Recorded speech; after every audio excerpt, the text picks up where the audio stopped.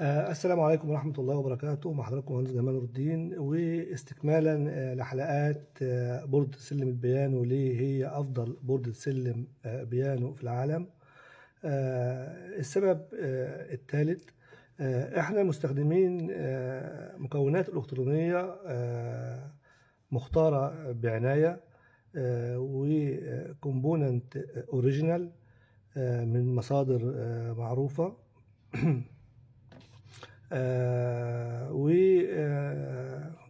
وعندنا مراعاة في ان الكومبوننت اللي بنستخدمها زي القطعة الإلكترونية، القطعة المهمة ديت اللي هي الموسفيت، وهي أهم قطعة في البوردة بتاعتنا اللي هي بتحمل الأمبير. احنا مختارين موسفيت موديل IR FZ 44، والموديل ده بيتحمل يعني كل درجة الموسفيت الواحد بيتحمل 49 أمبير دي سي لحد 55 فولت، وبيعمل تشغيل وإطفاء بزمن قصير جدا لا يتعدى 60 نانو ثانية، مما يجعل الموسفيت دوت ممتاز جدا لكل التطبيقات الإلكترونية. الحاجة التانية اللي احنا هنا مستخدمين ديجيتال فولتج ريجوليتور. انا اجزم ان مفيش اي حد صنع بوردة سلم في العالم استخدم الفولتج ريجوليتور ده. الفولتج ريجوليتور دوت لا يمكن يسخن، يعني الفولتج ريجوليتورز الموجود في معظم برد السلم بيسخن، وفي ناس بتضطر تحط 2 و3 عشان الموضوع ده، ولكن احنا مستخدمين الديجيتال فولتج ريجوليتور واحد، ولكن بيشتغل بتقنية معينة بحيث يوم ما يسخن قوي يبقى وورم حاجة بسيطة، وده طبعا بيطول العمر الافتراضي للبوردة.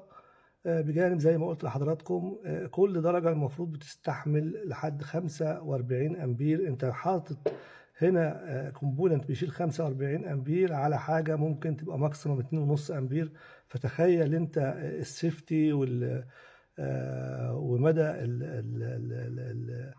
الدقة اللي احنا مستخدمينها في صنع البوردة دي.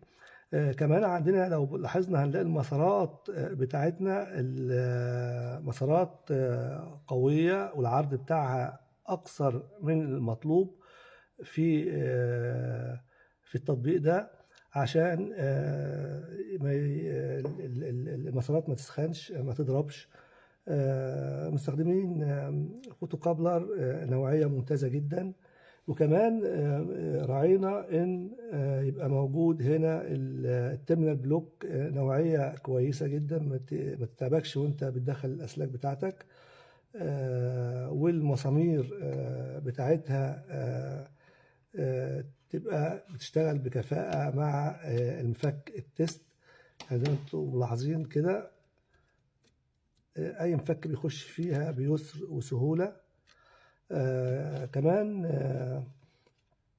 مزودين الدايرة بدايرة حماية فيوزية، ومستخدمين الأردوينو نانو كشباية بحيث تبقى سهلة البرمجة وسهلة الاستخدام أو التغيير لو حصل لا قدر الله أي مشكلة. فاحنا مراعيين كمان الدايمنشنز بتاع البوردة بتاعتنا، هي عبارة عن 15 في 9.6، حجمه صغير بيشتغل بكفاءة عالية،